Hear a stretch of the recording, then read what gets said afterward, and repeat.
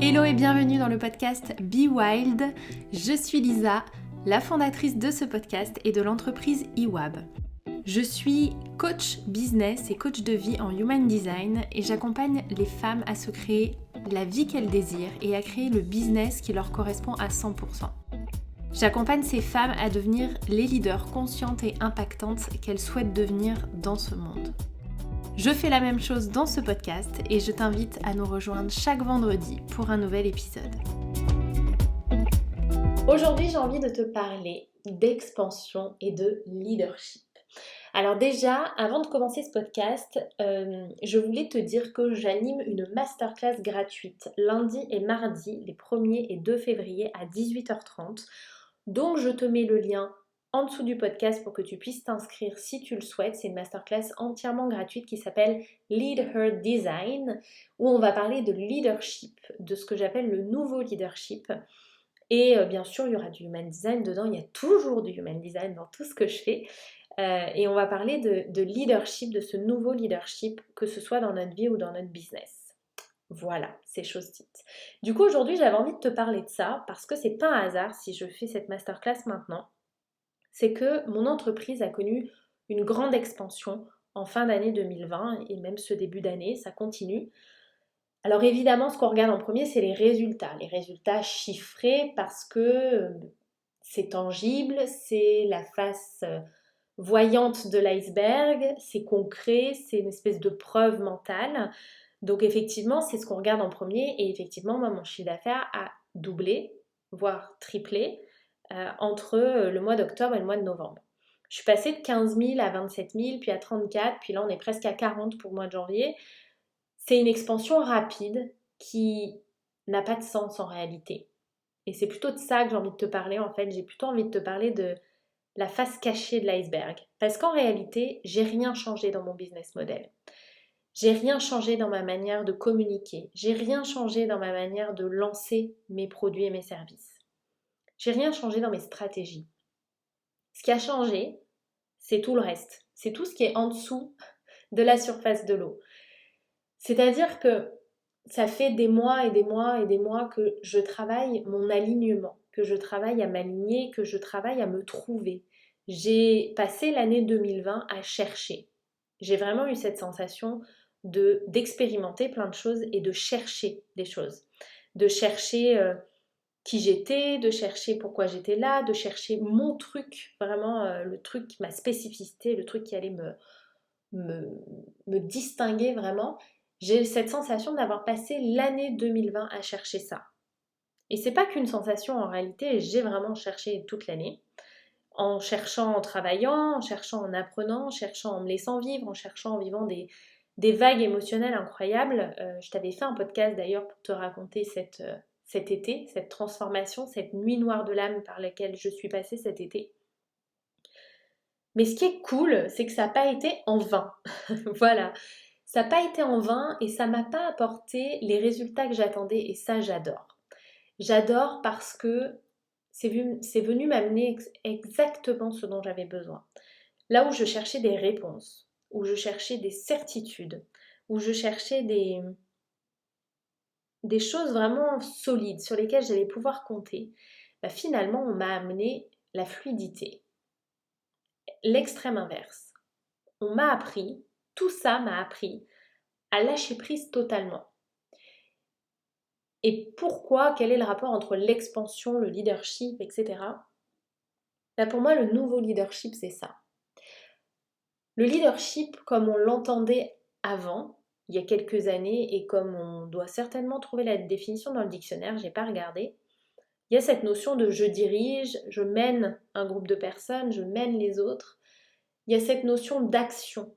Je mène, je dirige, je fais quelque chose pour que les gens me suivent.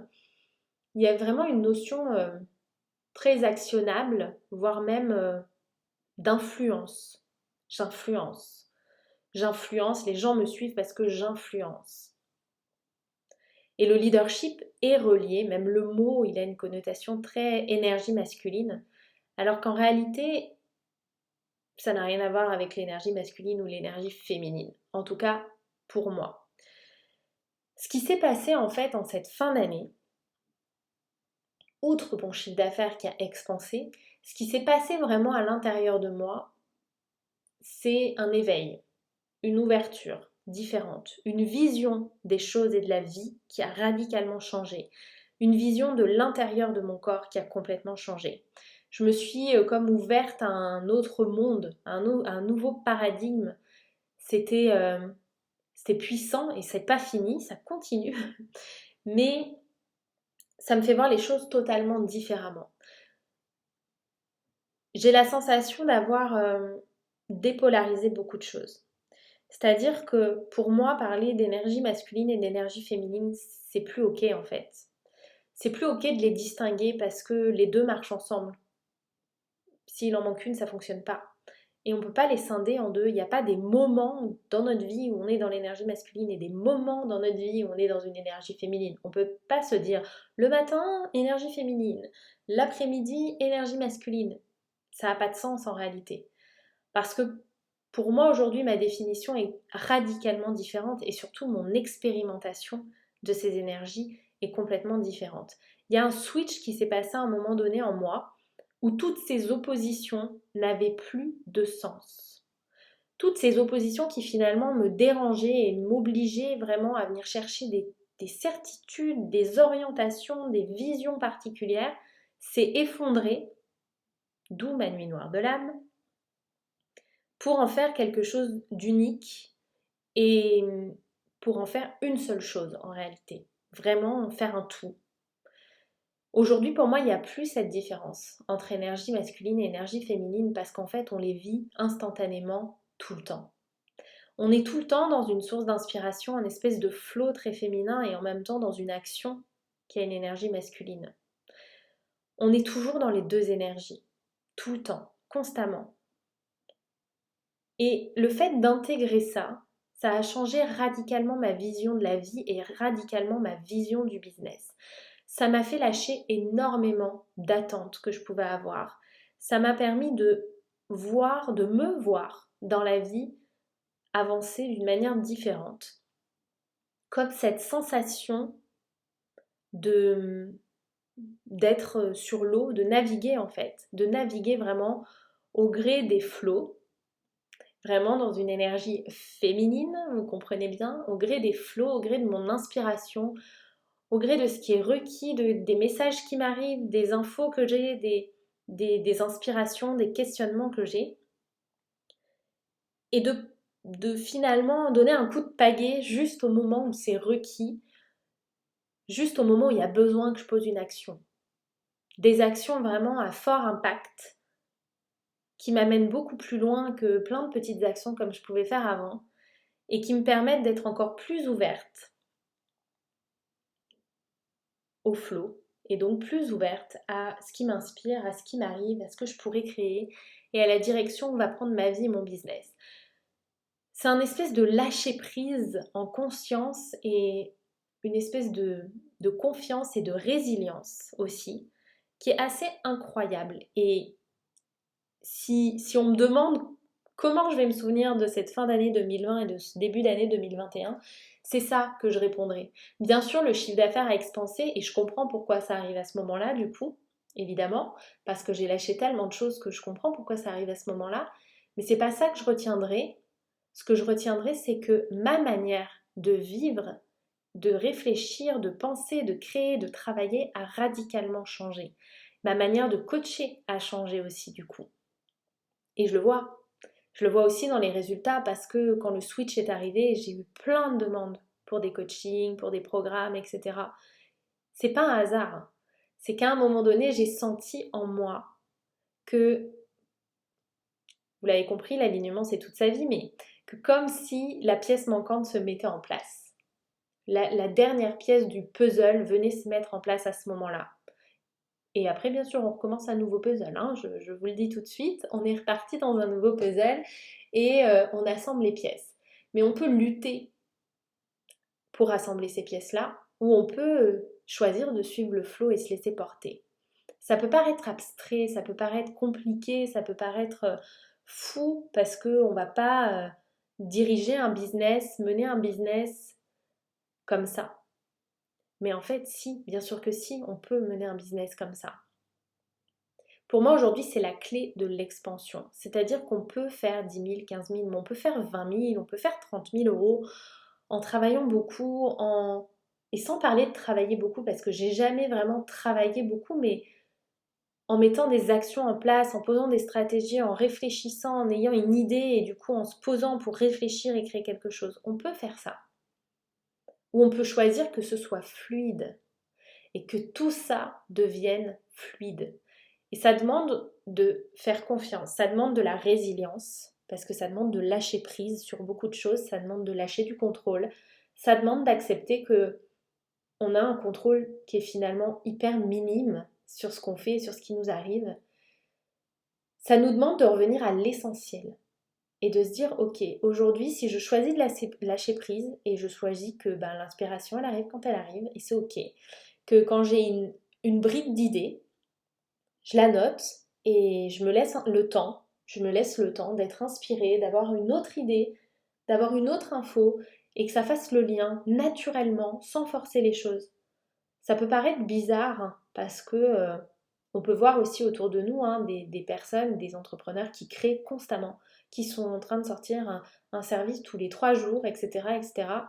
Et ça peut aussi nous mettre dans une espèce de pression à créer, de pression à faire, et puis aussi cette histoire d'argent qui nous dit, là, ok, j'ai fait 2 super mois, c'est génial, mais là, je lance plus rien. Ok, c'est pas requis maintenant, en fait, c'est juste pas le moment. C'est pas le moment de faire ça. Donc ça demande de croire à l'abondance de tout. Ça demande beaucoup de résilience, beaucoup de lâcher prise, beaucoup de confiance.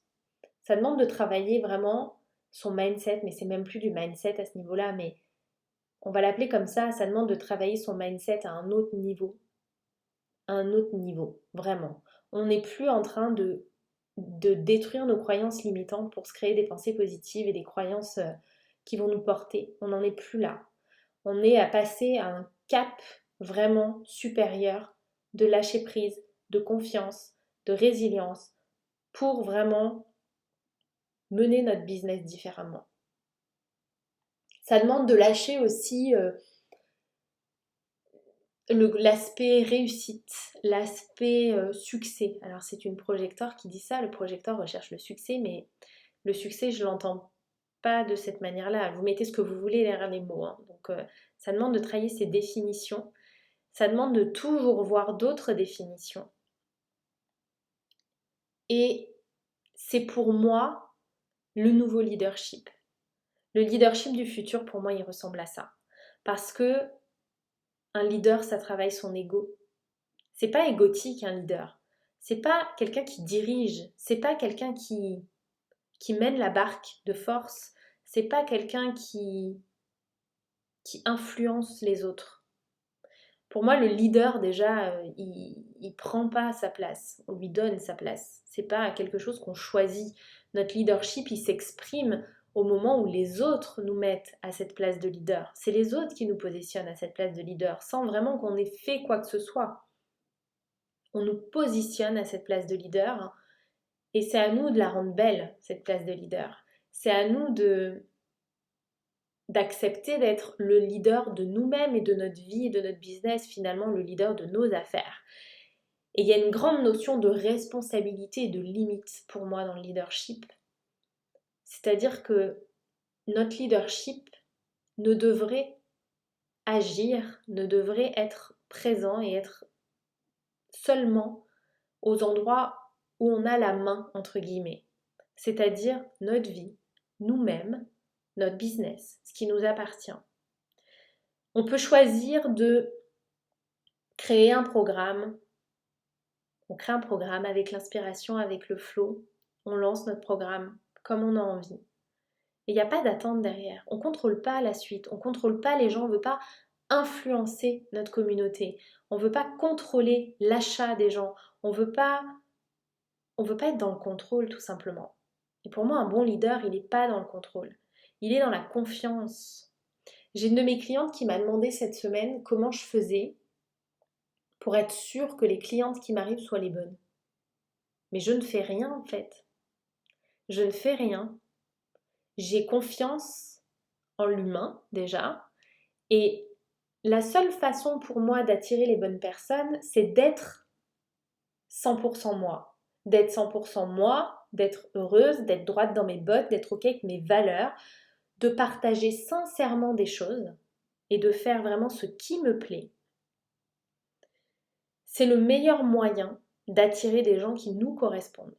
Si je me fais passer pour quelqu'un d'autre, si je fais les lancements et des stratégies de quelqu'un d'autre, je vais attirer les gens qui correspondent à ce quelqu'un d'autre et pas à moi. Donc là encore, mon leadership, il agit, il est vraiment présent sur moi en fait, et uniquement sur moi. Je me lead déjà moi-même. Je me pose les questions de savoir si l'action que je vais faire est alignée, si ce que je veux est aligné, si c'est pas un désir égotique, si c'est vraiment un désir profond.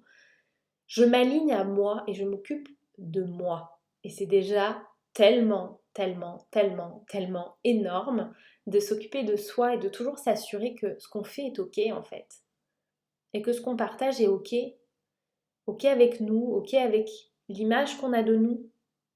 L'image que nous-mêmes on a de nous, hein, attention. Si c'est OK en fait avec nous-mêmes. À partir du moment où tout ce que je fais, tout ce que je partage, tout ce que j'écris sur les réseaux, tout ce que je dis est OK avec moi, pourquoi j'irais me soucier de qui va venir à moi? J'ai pas besoin de me soucier de qui va venir à moi. Je laisse les gens venir à moi.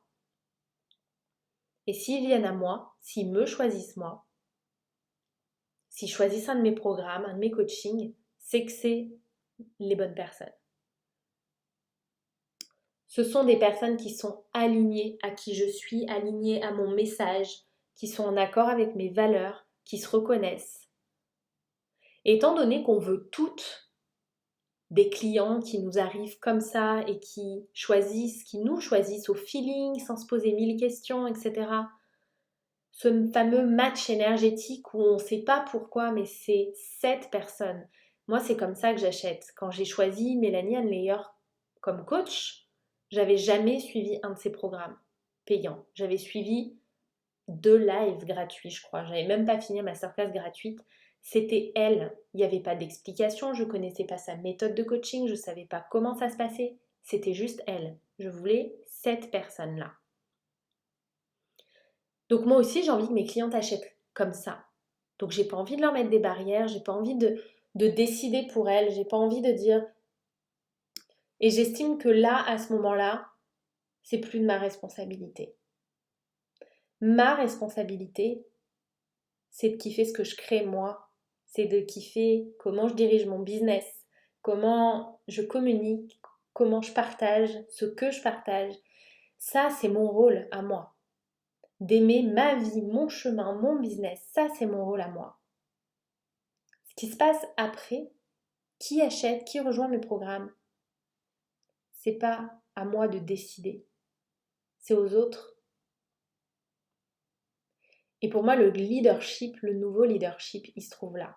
Alors le Human Design nous donne beaucoup de pistes sur notre capacité à leader et sur notre manière de leader. Et c'est hyper intéressant d'aller voir tout ça en Human Design.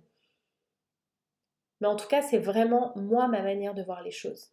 Mon rôle, c'est tout ce que je fais dans mon business, c'est que mes programmes soient puissants, transformateurs, authentiques, que mes coachings soient puissants, transformateurs, authentiques, sur mesure, personnalisés, que je continue de me former pour élever encore le niveau. Ça, c'est mon job. Et ça, c'est mon rôle. Ce que font les autres de tout ce que je transmets, c'est plus mon job. Et quand cette cliente m'a dit, mais comment tu fais pour savoir que ce sont les bonnes clientes? Je sais que c'est les bonnes clientes parce que moi, je suis moi. À 100%. Sans filtre sur les réseaux. On voit mon quotidien, on voit le fait que j'aime ce qui est beau dans ma déco, dans mes photos. On voit un peu mon côté artistique parce que j'aime les photos un peu mises en scène, parce que j'adore faire ce genre de shooting avec mes photographes. Je trouve ça juste génial en fait, comme mise en avant, mise en valeur, etc. Et pour moi, le leader d'aujourd'hui, le leader de demain, mais le leader d'aujourd'hui déjà, c'est ça. Il n'est pas là pour influencer. Il n'est pas là pour que les gens soient sous sa coupe. Il n'est pas là pour diriger, il n'est pas là pour mener. Il est là pour avancer et laisser les autres avancer avec lui. Il est là pour emporter les gens avec lui. Les gens qui en ont envie, les gens qui sont OK. Et ça change tout. Bon, on ira beaucoup plus en profondeur dans ce sujet de leadership dans la masterclass Leader Design, mais c'est vraiment ce que je retiens de la fin d'année 2020 et de cette expansion qu'a connue IWAB. C'est vraiment cette transformation, ce lâcher-prise, cette confiance, cette nouvelle façon de travailler que j'ai créée, cette nouvelle façon de vivre que j'ai créée dans ma vie, de penser, etc. Ça a été hyper transformateur. Et je sais que ça a porté IWAB beaucoup plus haut. Et surtout, ça a facilité ma vie, facilité mon business. Tout est tellement plus fluide aujourd'hui dans mon business et dans ma vie. C'est juste incroyable. C'est une nouvelle manière de penser, une nouvelle manière de créer, une nouvelle manière de vendre. Tout est nouveau en fait. Tout est nouveau dans l'énergie. Mais sur le papier, mes stratégies n'ont pas changé. Ma façon de communiquer n'a pas changé. Mes photos n'avaient pas changé. Rien n'avait changé sur le papier.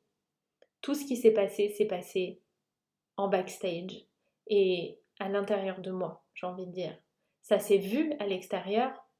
Vous êtes plusieurs à m'avoir dit que ça s'était vu à l'extérieur, mais ça s'est vraiment passé à l'intérieur et d'être allé connecter comme ça mon essence, parce que c'est vraiment comme ça que je l'ai vécu, et de travailler aussi avec mon amie Rebecca dans l'Unescence sur la connexion à mon langage originel.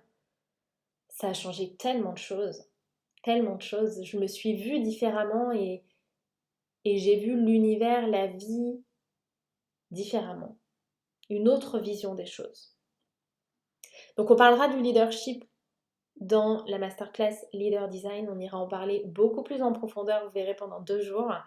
Et tout ce que je vous partage là, de toute façon, ce next level là, c'est ce qu'on va voir dans le mastermind Embody and Expand. On va aller au next level avec ce mastermind et on va rentrer dans ce nouveau paradigme. Moi, c'est là que j'ai envie de vous emmener parce que c'est tellement plus confortable. Et sans parler d'être confortable parce qu'il y a des périodes d'inconfort, mais c'est tellement plus fluide à vivre, plus léger et c'est plus next level, quoi, tout simplement. Et vous le savez, c'est aussi pour l'année 2020, j'ai demandé aussi et j'y tiens plus d'alignement, plus de simplicité, plus d'abondance. Et quand je dis plus de simplicité, c'est aussi plus de simplicité qui m'emmène au next level, soyons très clairs. On ne va pas en rester là, on va continuer à faire expanser IWAB, mais en simplicité, en alignement et dans l'abondance. Voilà pour ce podcast, j'espère que cet épisode vous a plu. Je vous dis à la semaine prochaine pour un nouveau podcast et je vous remercie d'avoir écouté celui-ci.